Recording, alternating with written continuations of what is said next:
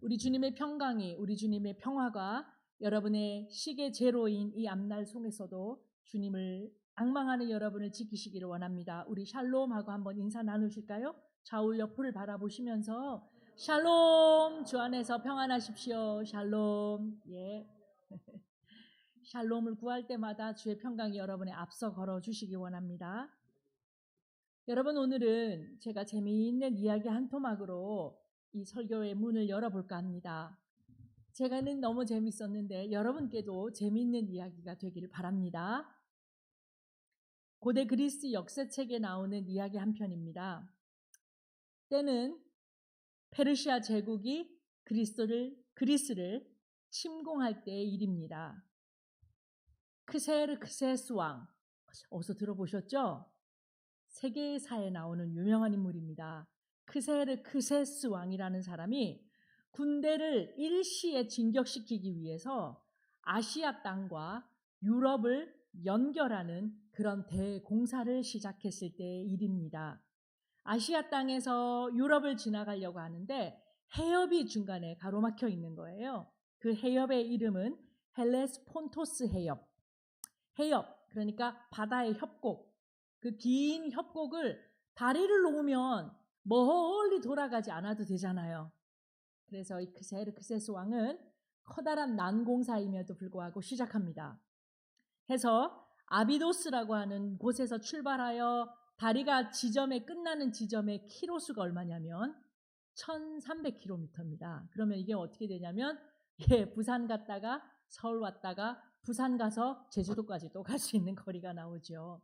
해서 대단히 큰 난공사고 대공사임에도 불구하고 그는 감행합니다. 그리고 이만큼 어느 정도 완공된 다리를 두고 크게 기뻐했다고 하지요. 노예들이 했겠지요. 그런데 어느 날 풍랑이 바람에 엄청난 그 해협 가운데 풍랑이 불어와서 그렇게 열심히 만들었던 다리가 와사쿵 다 무너지고 맙니다. 이 소식을 들은 크세르크세스 왕은 바다 이름 헬레스폰토스 바다한테 극대노를 하고는 가신들에게 가주 책직 300개를 준비해서 바다 앞으로 모이라고 했다고 하지요. 그리고 그 바다 앞에 서서 풍랑이 여진 일어나는 그 바다 앞에서 가신, 그러니까 집에서 함께 기르고 있는 신하들, 가장 신복들이라고 할 수 있겠죠. 300명에게 양쪽 손에 가주 책직을 들고 바다를 칠하는 300대씩 바다를 치라라고 하는 명령을 내렸다는 거예요. 그래서 여기저기서 바닷물에 가주 책직이 나뒹구는 소리가 납니다. 찰싹찰싹 찰싹. 그것도 모자랐는지 이 크세르 왕은 집행명령을 이루는 가신들의 대장에게 큰 족쇄, 쇠로 된 아주 큰 족쇄를 바다 한가운데 던져서 이렇게 선포하라고 말합니다. 이 짜고 쓴 물로마, 너의 주인님에게서 내게 이런 벌이 내려올 줄 너는 몰랐지. 너의 주인님은 네가 아무리 풍랑을 얘기하고 네가 아무리 놀랄지라도 너의 주인님은 너보다 크다. 그래서 내 놈은 이후로부터 오늘 밤부터 우리 주인님에게 무릎을 꿇어야 될 것이다. 그러니 길을 내거라. 헤로도토스의 그리스 역사에 나오는 이야기 한 편입니다. 여러분, 바다에 채찍을 갈기고 그리고 말들아! 라고 소리를 질렀다라고 하는 이 무지의 주인공 크세르크세스. 여러분은 이 사람을 이미 성경에서 들어 알고 계십니다. 그가 누구냐면 바로 에스더 왕후의 남편 아하수에로 왕입니다. 모르지 않던 이 사람이 세계사 속에서는 이런 이야기로 남아져 있습니다. 아마 역사 이래로 바다에 채찍을 해서 바다를 굴종시키려고 했던 사람은 이 사람이 유일할 것입니다. 그런데 깊이를 알 수 없고 언제 대노할지 모르는 이 푸른 바다 안에서 자기들의 원하는 바를 이루려고 하니 그가 동원했던 건 사람 노예를 부릴 때처럼 가주 채찍이 다였다고 합니다. 그런데 여러분, 오늘 우리가 읽은 본문에는 이 무시무시해서 고대 사람들에게 공포가 되었었을 그 바다를 말씀 한마디로 잠재우신 그런 이야기가 나옵니다. 이쪽 마을에서 하나님 말씀 사역을 다 마치신 예수님께서 행장을 다시 꾸려 배에 오르신 그대로 저쪽 마을로 건너가시다가 일어난 이야기입니다. 12명의 제자들과 함께 배에 나란히 앉아서 어쩌면 흥얼거리며 배노를 저어서 몇 발자국 가다가 그들은 알 수 없는 일에 큰 돌풍에 풍랑에 죽게 되었다라고 성경이 기록하지요. 오늘 그들이 있는 바다 이름은 갈릴리 바다. 혹자는 이것을 갈릴리 호수라 표현합니다. 성경에 이 두 가지가 함께 나옵니다. 둘 다 맞습니다.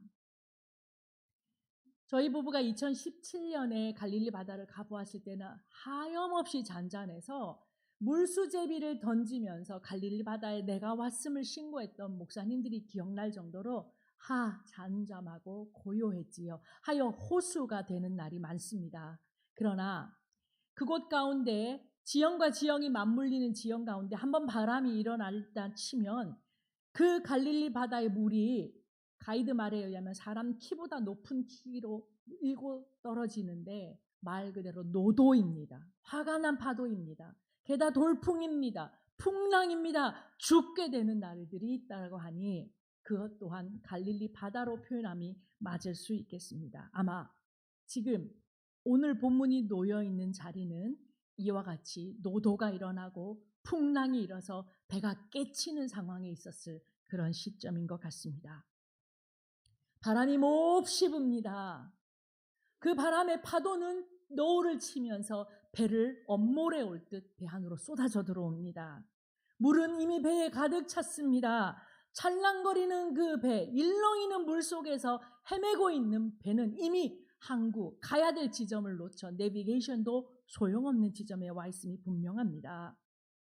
바다에서 바다 웬만하면 알지 라고 했던 바다의 생리를 잘 아는 어부들조차도 이리저리 키를 놓치지 않으려고 애쓰는 그 어깨 위에 빳빳한 근육이 저렇게 잘 잡혀 있음에도 불구하고 바다는 맥없이 이 배를 분명히 빠뜨려 버릴 것 같아 무섭고 두렵습니다.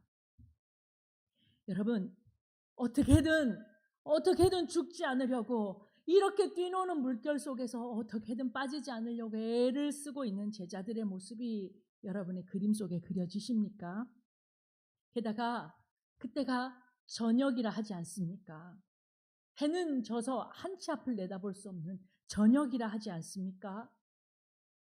원래 어둠은 공포를 배가시키는 법이지요. 그런데 오늘 기록에 의하면 마가는 이 야단법석과는 너무나 대조적인 모습을 우리에게 보여주고 있습니다. 이 모습은 너무 고요하고 너무 대조적이라서 살짝 현실감이 떨어집니다. 그 배에는 그들만 애쓰는 것이 아니라 예수님 그 배에 거하시면서 주무시고 계셨다라고 마가는 기록하고 있어요. 심지어 베개까지 야무지게 베시고 코를 어쩌면 가볍게 고시며 잠에 빠져 계셨다라고 마가는 설명합니다. 예수님은 이때에 너무 곤히 잠들어 있는데 풍랑이 일어서 배가 뒤집릴 상황이라는 거지요. 이 두 가지가 극명하게 대조될수록 예수님이 잠에서 일어나신 것이 내 안에 다가오는 말씀이 됩니다. 그리고 참다 못한 제자들이 예수님 주무시고 계시는 그 베갯역 옆에 가서 예수님을 깨웁니다. 저기요, 선생님, 여기서 이러시면 안 되고 우리가 죽게 된 걸 당최 안 돌아보십니까? 38절에는 선생님이여 우리가 죽게 된 것을 돌보지 아니하십니까? 라고 분명히 표현되어 있습니다. 그들의 목소리엔 서운함과 섭섭함과 참 눈치 없으시네 라는 무능함에까지 가까운 마음의 서운함이 잔뜩 깃들여 있는 것을 느끼실 수가 있으셨으면 좋겠습니다. 그런데 여러분, 이 대목에서 우리가 한 가지 주목해야 될 것이 있습니다. 마가가 똑똑히 기록해 놓기를 그때의 제자들이 예수님을 부른 호칭입니다. 보시면 선생님! 디다스칼레 선생님! 우리가 죽게 된 걸 돌아보지 않으십니까? 여러분, 이 선생님이란 단어는요, 학교 학생을 가르치는 교사라는 의미가 아니고요, 외려 이렇게 생각하시면 어떠실지 하는 설교자의 해석이 들어갑니다. 예를 들면 카카오 택시를 빌려 타고 조그만 지점을 갈 때 제가 어디서 어떻게 가면 좋을지를 몰라 마음에 생각하고 있을 때 기사님라고도 좋지만 선생님 어느 쪽 길로 가실 겁니까? 라고 물을 때 저는 그 낯선 양반에게 선생님이라고 부릅니다. 마찬가지로 하성면사무소나 주민센터에 가서 등본을 하나 떼려고 해도 선생님 무엇이 나왔습니다. 라고 그는 저를 선생님이라고 부릅니다. 나이가 많고 적음을 떠나서 낯선 이들, 그렇지만 존대해서 불러야 될 때 우리는 선생님이라고 부르지요. 그가 내 삶 속에서 주인이 될 필요는 없지만 예의를 갖춰야 될 필요가 있을 때 선생님만한 좋은 단어도 그다지 없는 것 같아요. 그래서 디다스 갈래 선생님, 여기서 뭐 하시지요? 배 뒤집어지는 상황 안 보이십니까? 제가 아쉬운 것은 또 마가가 그 지점을 그렇게 드러내놓고 보여주고 싶었던 것은 그분 예수님은 제자들과 먹고 마시며 그분의 키리오스, 그러니까 주님이 되시지를 못했다라는 그 과정을 마가는 왜 여기서 이렇게 명시하고 있을까요? 하나만 더 눈여겨보고 싶습니다. 하나만 더 눈여겨보고 싶습니다. 37절입니다. 37절엔 거센 바람이라는 표현이 여러분 눈에 보이시나요? 안 보이신다고요? 광풍이라는 단어가 그 단어입니다. 여기서 이 광풍이라는 것을 조금 더 우리 용어로 풀이하자면 강단에서 참 맞지 않은 용어이지만 말 그대로 미친 바람입니다. 한데 이 광풍이라는 단어는 헬라어에도 그대로 나옵니다. 어떻게 나오냐면 라일랍스라는 단어를 쓰고 있어요. 라일랍스라는 단어는 어떤 단어냐면 사람의 힘으로나 누구의 힘으로는 도저히 불가능해서 딱 귀신의 장난 같은 것이라고 말할 때 라일랍스입니다. 그러니까 여기서 광자라는 단어를 어찌 보아야 될지를 조금 더 해석이 되실 줄 믿습니다. 인간의 힘으로는 어려운, 당최 이것이 누가 장난으로 했을 거라고는 생각도 되지 않는 정말로 이상하고 괴기스러운 바람, 말 그대로 귀신이 하지 않은 이상은 이 마성적인 힘으로 덮칠 수 없는 이 바람, 광풍, 거센 바람, 그 단어가 거기에 명시되어 있음도 우리는 봅니다. 그리고 그 광풍 앞에 오도만이 어쩔 줄을 몰라 하는 제자들의 모습은 멀리 2000년의 시간을 훨씬 건너와서 오늘 우리에게도 그대로 보여지는 모습이다. 저는 그렇게 보아집니다. 지난주까지지요. 지난주 남부지방, 그러니까 토끼 내지는 호랑이로 보는 우리나라 지도의 절반 이하로 허리 밑으로는 정말로 산불 남의 나라 땅에 번졌을 때는 아이고 어쩌나로 끝났을 그 산불, 사람들이 아이고 어쩌나 하고 강하지 않고 뛰어나가다 눈앞에 떨어지는 도깨비불 같은 그 산불, 여러분 그 산불이 최초로 발효한 시각은 3월 21일 오후 3시 26분경이라고 적혀져 있습니다. 시간도 시간인데 그것이 처음으로 발현된 곳이 어디나 했던 것이 제게 깊은 관심이었습니다. 그곳은 최초 발화한 지점은 경상남도 산청군입니다. 경상남도 산청군, 제게는 제2의 고향 같은 곳인데 바로 이곳이 저기 앉아 계신 우리 두 부모님이 19년의 목회 일을, 농촌 목회를 감당하셨던 그 지역명이 산청군입니다. 그리고 여기 몇 권사님들 저희가 그 1박 2일로 가서 여기 얼굴에 팩 붙이고 잤던 곳 기억나시지요? 그날 붙이셨던 팩 때문에 이렇게 예뻐지신 거예요? 그때 그곳이 산청군 아닙니까? 그러니 산불 웬만하면 꺼지겠지 하고 넘어갈 수가 없는 저에게는 1분 1초가 타들어가는 것 같은 마음이었던 것도 사실입니다. 그 옛날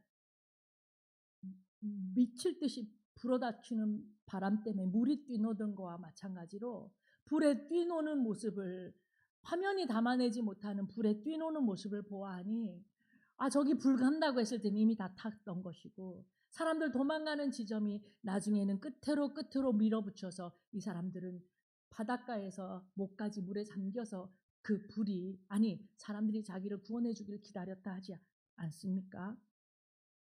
무섭던 불길 앞에서 우리 참 무력했지요. 무섭게 뛰노는 이 파도 앞에서 제자들도 이렇게 무력감을 느끼며 선생님을 찾고 있었던 그런 모습입니다. 이것을 오늘날 우리의 역사 속으로 한 번 더 가져와 봅니다. 바로 지난주 금요일이죠. 우리나라가 마치 배라고 한다면 우리는 중요하고 심대한 역사의 고비를 지나서 이제 온 나라가 치유하고 회복하고 손잡고 함께 나아가야 되는 커다란 과제를 부여받고 있으니, 그러니 이 또한 역사의 거센 파도 앞에 우리가 함께 서 있다, 그렇게 해석이 되는 것입니다. 이럴 때에 여러분, 너나 나나 할 것 없이 102호는 괜찮고 103호가 어려운 것이 아니라 우리 모두가 다 같이 찾아야 될 분은 오직 한 분이십니다.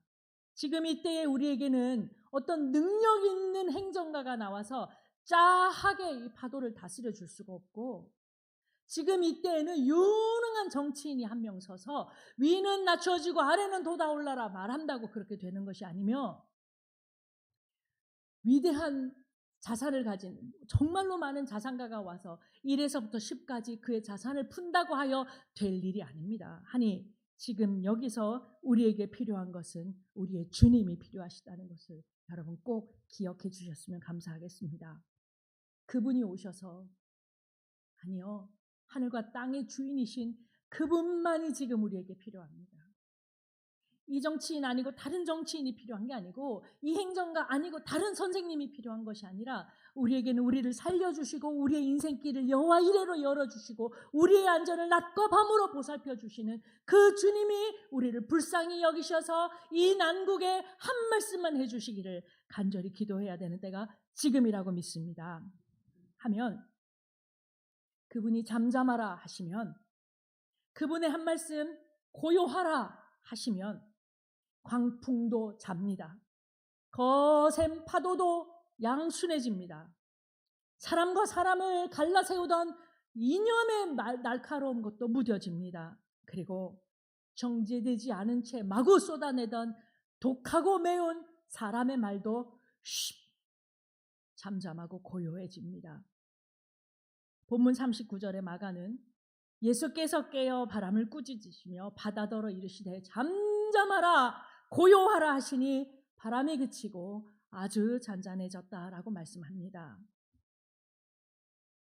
역사 현장뿐만 아니라 우리 마음 똑 죽게 되었을 때에, 우리 마음 딱 죽게 되었을 때에 당최 아픈 화이트아웃, 정말 시계 제로, 발끝 하나가 보이지 않는 그 깊은 어둠 속에서, 그리고 앞이 출구가 여기인지 뒤인지 좌우 옆에 돕는 자는 없는 그 난감한 상황 속에 빠져들어갈 때에, 그리고 자기 자리에서 땅을 파고 땅을 파며 늪처럼 파고 들어가는 우울과 절망의 그림자가 나를 떠날 것 같지 않은 바로 그때에 우리는 기억해야 됩니다. 그 누구도 나를 도울 수 없고, 내가 내 신음소리로라도 부르면 그 주님 내게 오셔서 나를 구원하실 수 있고, 나를 둘러싸고 있는 모든 노도와 같은 이 상황이 잠잠하고 고요해져서 우리로 소원의 항구로까지 인도하신다는 것을 여러분 믿으시기 바랍니다. 오늘 본문 39절에 나오는 예수님의 딱 한마디, 잠잠하라 고요하라, 토파보고 싶습니다 하여 원어를 펼치고 보아왔더니, 헬라어 원문에서 잠잠하라 이 단어는 시오파오라는 단어를 쓰는데, 이 마음 뭐냐면 네 마음속에 평강 꽉 붙잡아라, 이런 단어였어요. Hold one's peace. 네 마음의 평화, 이미 가지고 있는 그 평화 뺏기지 말아라, 꽉 붙잡아라. 시오파오, 잠잠하라 라는 단어였고요. 고요하라 이 단어는 피모오라는 말은 아무 말 하지 말아라, 혼자서 해결해 보려고 나서지 말아라, 사람들에게 어쩌고 저쩌고 도움 요청하지 말아라, 그들을 너를 도울 자가 아니고 도울 힘도 없다. 그러니 speechless, 아무 말 하지 말고 기다리라라는 단어를 품고 계셨어요. 예수님은 이 두 단어로 그렇게 제자들이 쩔쩔매어 죽게 생겼던 파도와 바람을 잠재워 주셨습니다. 사랑하는 여러분, 인간의 힘으로 거스릴 수 없는 광풍이 일어날 때, 그런 역사의 시간들을 지나갈 때에, 시계 제로의 앞날 앞에 놓여 있을 때에 내 주님 내게 오셔서 한 말씀만 해주시기를 여러분 무릎 꿇고 간구할 수 있어야 되기를 간절히 바랍니다. 그리하여 주님께서 당신의 목숨으로 이미 주셨던 세상이 줄 수 없는 그 평안 마음에 꽉 부여잡으실 수 있기를 바랍니다. 또 오직 주님 한번 나를 도우시면 아무 내게 어떤 공로가 없어도, 내가 많이 말을 해서가 아니고, 내가 많은 치적을 쌓아서도 아니고, 내가 대단히 잘나서가 아니라 주의 능력 한 말씀으로 나를 둘러싼 모든 역사의 노도들이 힘을 잃고 그의 능력을 잃고 나는 주의 날개 그늘 아래 거하게 된다는 것을 여러분 믿으시기 바랍니다. 예수님이 바람과 바다에 말씀하실 때에 세 가지 단어가 쓰여 있음을 우리가 봅니다. 예수님이 일어나셔서 꾸짖으셔서 말씀하셨습니다. 하여 꾸짖다, 아니 일어나다, 꾸짖다, 말하다, 이 세 가지 단어가 여기에 보입니다. 전 여기서 일어나다라는 단어에 한참을 머물러 있었어요. 예수님, 그렇죠. 잠자리에 누워 계셨으니까 일어나셨다는 겁니다. 예, 그저 물리적인 몸의 변형 상태를 성경이 말하고 있다라고 해도 될 것입니다. 하지만 여기서 일어나다는 뜻, 이 일어나다라는 단어는 저에게 사순절의 시간을 보내고 있는 저에게, 여러분께 예수님 이 땅에 오셔서 십자가 매시고 죽음의 무덤 가운데 갇히셨으나 그분이 3일 만에 일어나셨음을 우리에게 알려주는 단어입니다. 그래서 우리는 부르면 우리가 찾아 올라가야 되는 산속에 절 속에 누구도 아니고 명문 속에 박혀 있는 어떤 진리도 아니라 그분은 살아계시고 역사하시며 믿는 자가 부를 때 구원을 요청할 때에 일어나 살아계신 부활 생명체로 우리에게 역사하시는 주님이시라는 걸 여러분 한시도 잊지 마십시오. 하여 그분 안에 능력 있음을 고백하시는 여러분 되시기 바랍니다. 사랑하는 여러분, 우리에겐 주님이 필요합니다. 우리 생명과 우리 이웃의 삶을 책임지고 돌봐주시는 주님이 지금 여기 우리에게 오셔서 많은 말씀 없이 딱 한 말씀만 해주시기를 간절히 빌고 원하는 마음 저희에게 있습니다. 그분 한 말씀만 하시면 불도 꺼지고 물도 그치며 역사의 모든 노도 같은 순간들도 평안의 길로 찾아가게 될 줄 믿습니다. 이제 우리는 그 주님을 기억하고 주님만 간절히 찾아야 합니다. 주님이 바다를 향해서 잠잠하라 고요하라 말씀하셨습니다. 그러자 바다가 거짓말처럼 잠잠해졌죠. 주의 말씀에, 주님 입에서 나간 말씀의 권능이 있습니다. 우리의 말들이 아니라, 세상 재벌의 말이 아니라, 세상 행정가의 말이, 그 누구의 말이 아니라 주의 입에서 나간 말씀, 다바르, 그 말씀에 능력이 있습니다. 그러니 여러분, 그 말씀은 우리를 어둠에서 빛으로 인도하며 능력이 없어서 완전히 넘어져 있는 우리를 세우는 능력이 된다는 것을 꼭 기억해 주십시오. 그리고 세상 어떤 어려운 순간에도 심어두신 우리 안에 있는 소망의 씨앗을 발견하는 길도 다바르, 그분의 말씀이 된다는 것을 꼭 기억하셔야 합니다. 하나님의 말씀으로 배의 키를 삼으십시오. 하나님 말씀으로 배의 키를 잡으면 시계가 보이지 않는 완전한 어둠 속에서도, 우리 내비게이션 없어도, 나침판 없어도 하나님 말씀의 키를 잡으면 우리의 갈 길을 밝혀 보여주실 것이라 믿습니다. 하나님 말씀으로 닻을 삼으십시오. 그리하여 부박하는 배가 아니라, 파도 조금 치면 뒤집어질 듯 떠나가는 배가 아니라 소원의 항구에 도착하거든 내가 서야 하는 그 정박의 자리에 닻을 단단히 받고 심하게 흔들리지 않는, 흔들릴지라도 자기 자리를 맴도는 것에 불과하지 결코 떠나가지 않는 그런 멋진 그리스도인으로 살아가실 수 있기를 원합니다. 우리가 매일 해야 될 일이 그래서 주의 말씀을 묵상하는 일입니다. 요즘 저는 종교 수업 시간을 통해서 아이들에게 제일 중요한 말씀이라는 제목으로 종교 수업을 감행하고 있습니다. 바로 요한복음 3장 16절을 암송시키는 거예요. 우리 기독교인이 아니고, 목사님 저는 불교지만 예배는 좋아해요, 이렇게 말하거든요. 그리고 석가모니와 예수님이 동급인 줄 알아요. 그의 동생이 마호메트라고 이렇게 생각해요. 이렇게 아무것도 모르는 이 아이들에게 요한복음 3장 16절을 암송시킵니다. 그런데 영락교회 김은성 목사님의 설교를 듣다 보니까 그분이 이렇게 말씀하시더라고요. 성경에서 가장 중요한 한 말씀만 꼽으라고 한다면 아마 요한복음 3장 16절입니다. 라는 얘기에 제가 힌트를 얻은 바 된 것도 사실입니다. 그래서 이렇게 각 밤마다 가서 간식으로 만든 예쁜 책을 하나, 성경책을 만들고 아이들이 그저 외우라 그러면은 안 외우니까 제가 손유희를 알려준 게 바로 오늘 아침 오전 예배 때 찬양 인도 시간에 여러분과 나누었던 그것입니다. 보실까요? 하나님이 다 숫자더라고요. 보니까 하나님이 세상을 이처럼 사랑하사 이 독생자, 그러니까 독생자 왕이신 우리 주님 독생자를 주셨으니 누구든지 예수 믿으면 멸망하지 않고 영생을 얻으리로다. 요한복음 3장 16절 말씀. 그리고 나서 좀 재밌으라고 이렇게 하는데 여러분 그렇게 하시면 안 돼요. 아이들이니까 하는 거예요. 아멘 이렇게 가르쳐 줬거든요.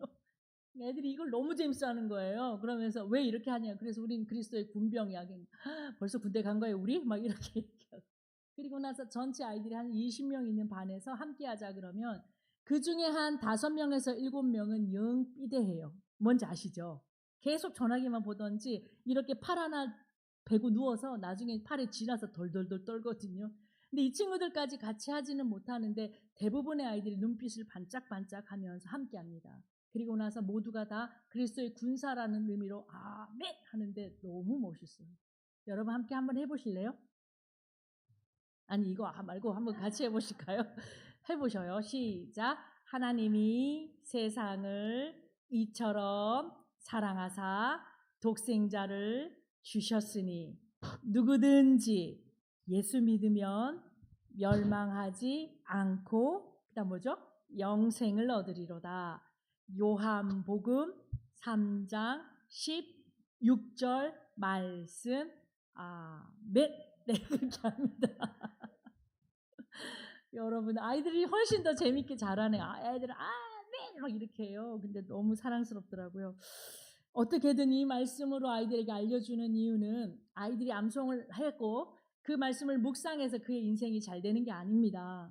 그러면 암송 학교를 만들면 되죠. 암송 스쿨을 만들면 되죠. 그게 아니라 하나님의 말씀 다바르라고 하는 이유는 그 말씀엔 다리가 있고요. 그 말씀에 시력이 있고요. 그 말씀에 능력이 있습니다. 그래서 그 말씀을 아멘으로 받은 자, 부지불식간이라도 지 몸에 그 말씀을 암송하고 외운 자, 그 말씀을 들은 자는 이제 안 들었으면 몰라도 들었으면 빼박인 거죠. 이제 그 말씀이 이 땅에 그리스도 예수를 보내셔서 믿는 자마다 구원을 주신 하나님의 섭리 안으로 자기는 자기도 모르게 들어간 거예요. 그리고 그 말씀이 그의 인생을 끌고 갑니다. 아이가 그 인생의 말씀을 들고 가는 게 아니라요. 말씀엔 발이 있고 말씀엔 시력이 있고 말씀엔 능력이 있고 말씀엔 섭리가 있기 때문에 이 말씀을 들은 자 이제 그의 인생은 예수 그리스도의 길로 갈 수밖에 없습니다. 아멘. 하여 저는 이와 같이 말씀이 우리를 인도하실 수 있도록 계속해서 여러분이 말씀으로 잠잠하라 고요하라 하셨던 주의 입에서 나왔던 그 말씀이 내 삶을 이끄시는 말씀이 되실 수 있기를 주의 이름으로 축복합니다. 아멘. 잠깐 기도하시겠습니다. 하나님 감사합니다. 오늘 우리에게 주신 말씀 그대로 주님 우리에게 한 말씀만 하옵소서. 인생의 언어는 1, 2, 3, 4 길게 말해도 알아들을까 말까 내 것일까 아닐까 염려되지만 주님 한 말씀만 하시면 내 인생의 모든 파도들이 잠잠해지고 나는 고요하게 소원의 항구까지 항해하겠사오니 주님 오셔서 내 안에 거하시며 내게 말씀하여 주옵소서. 이 말씀을 듣고 순복하고 순종하여 주의 뜻을 따라 살아드릴 수 있게 인도하여 주옵소서. 예수님의 이름으로 기도합니다. 아멘.